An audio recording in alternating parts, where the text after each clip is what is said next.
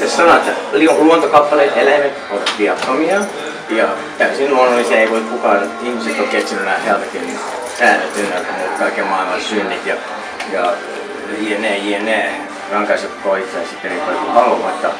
Älkää aiheuttaa kärsimyksiä eläimille, että mitä, päinvastoin.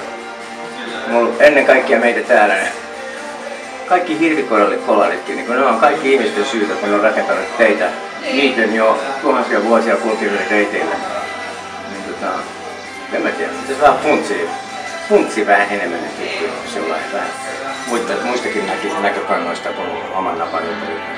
Sen pohtimaan, mutta mun mielestä on hyvä olla mukana herättämässä keskustelua asiasta, jota mä kuitenkin pidän tärkeänä.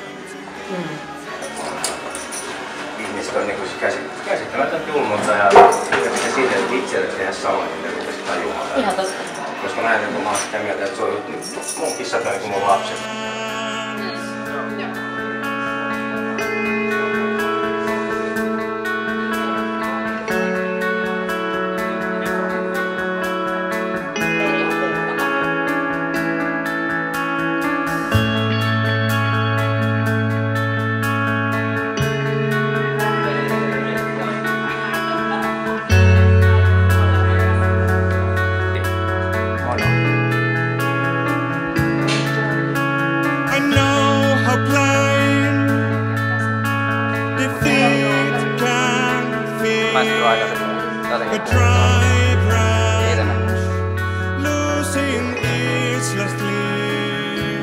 Joo, koska mä jotenkin haluaisin, että se olisi tavallaan semmoinen...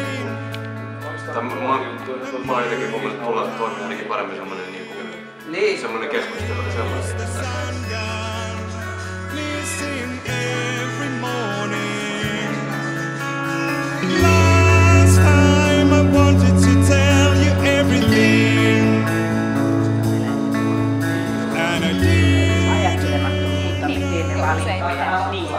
Se tavallaan se on niinku vahva se sanoma, mutta se olisi semmoinen niinku inhimillisesti kannustava, että hei mullekin tapahtuu, niin mä ymmärrän teille, mutta jos niinku sit tavallaan, että nyt on aika ajatella tai ajattele.